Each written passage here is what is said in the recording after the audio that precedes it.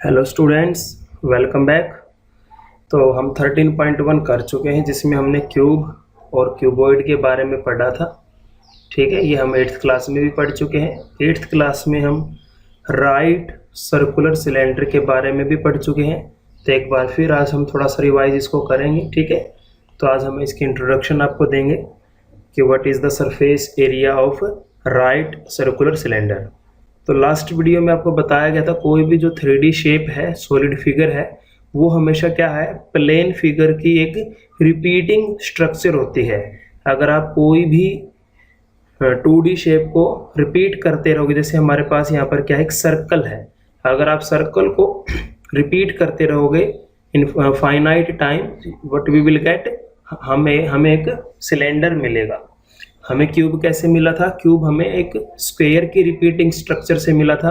Cuboid हमें rectangle की repeating structure से मिला था। जो बेस था हमारा क्यूबॉइड का वो रेक्टेंगल था और क्यूब का जो बेस था वो स्क्वायर था। और हमारे पास यहाँ पर सिलेंडर का जो बेस है वो सर्कल है। तो ये हमारे पास क्या बन गया, एक सिलेंडर बन गया। तो ये आपको समझना है कि जो 2D फिगर है और 3D फिगर है उनमें क्या रिलेशन बनता है। तो जब हम आगे चलते हैं, इसका सरफेस एरिया क्या होगा, टोटल सरफेस एरिया क्या होगा, तो उसकी जब हम बात करते हैं, जैसे हमारे पास क्या है, एक प्लेन पेपर है। हमारे पास एक प्लेन पेपर है, ठीक है। इसकी लेंथ मान लेते हैं L है और इसकी जो ब्रेड्थ है वो H है। हाइट बोल सकते हो आप क्योंकि स्टैंडिंग पोजीशन में है। तो हमने इसको क्या किया, जो ये हमारी एज है, ठीक है, ये एज है और ये एज है, हमने इनको क्या करवाया, रोटेट करवा के, ठीक है, इनको हमने ज्वाइन करवाया। तो आपके पास ये क्या बन गया, एक सिलेंड्रिकल शेप बन जाएगी। तो इस सिलेंड्रिकल शेप की अब जो हाइट है, ठीक है, वो हाइट किसके बराबर है, जो हमारे देखो ये जो ब्रेड्थ का काम कर रही है, लेंथ, तो इस की जो हाइट है वो ब्रेड्थ के बराबर है, जो कि हमने h मानी थी, तो इसलिए ये भी h होगी। अब हमारी जो ये लेंथ थी रेक्टेंगल की, पेज की, तो ये क्या है, अब now it is transformed into a circle. और सर्कल की जो सरकमफ्रेंस होती है, जो लेंथ होती है बाउंड्री की, वो 2πr होगी। तो यहाँ पर भी ये क्या है, सर्कल की बाउंड्री है, ये ओपन फॉर्म में है, ठीक है। तो ये लेंथ और ये लेंथ दोनों सेम है। अगर ये 2πr है तो ये भी हमारी क्या होगी, 2πr होगी। तो रेक्टेंगल का एरिया होता है लेंथ इंटू ब्रेड्थ। तो लेंथ हमारी रेक्टेंगल की 2πr है और ब्रेड्थ की जगह हम h ले रहे हैं, तो ये हमारा क्या बन गया, 2πrh। तो 2πrh हमारा क्या आ गया, इसका कर्व्ड एरिया हमारा आ गया।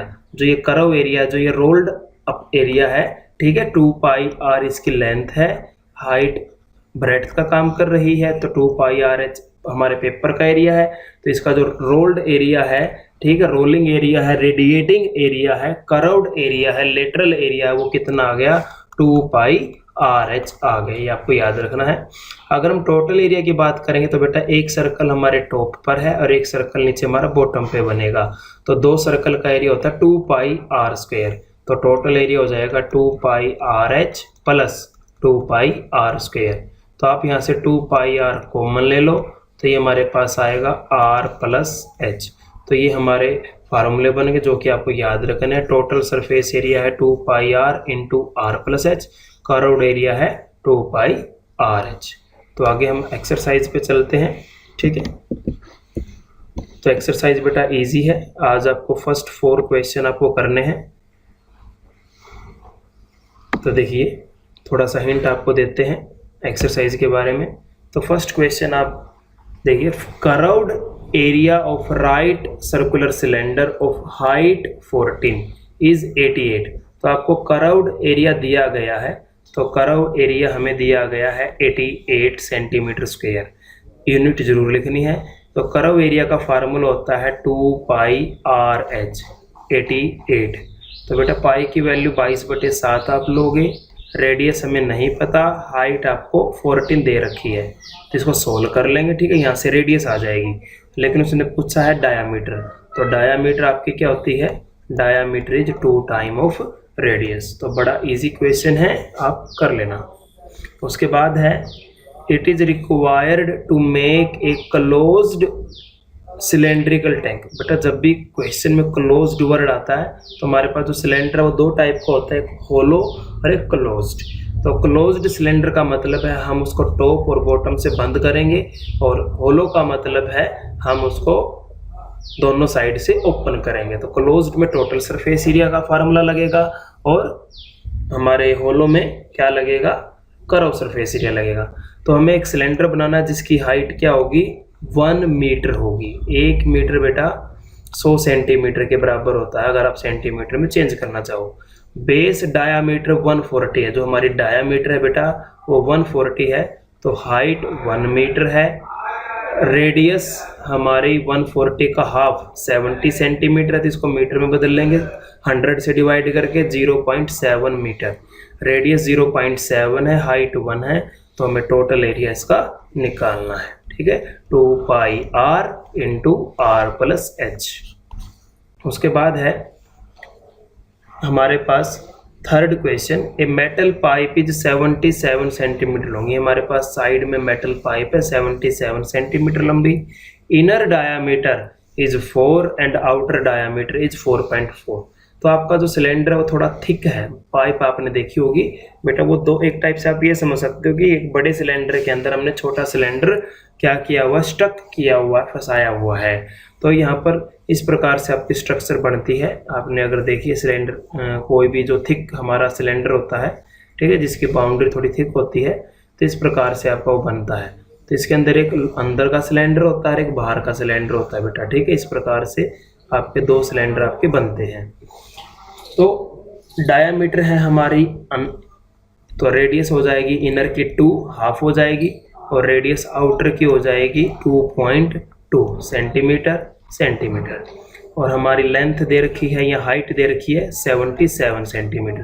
तो इनर कर्व्ड एरिया निकालना है, तो इनर कर्व्ड एरिया का फार्मूला हमारा क्या रहेगा, 2 पाई आर एच रहेगा, जो कि आपको पता है, आप कर लोगे। ठीक है, रेडियस 2 सेंटीमीटर है और हाइट 77 है। उसी प्रकार कर्व्ड सरफेस एरिया आप आउटर का निकालना है, तो वो भी हमारा आ जाएगा 2 पाई आर एच।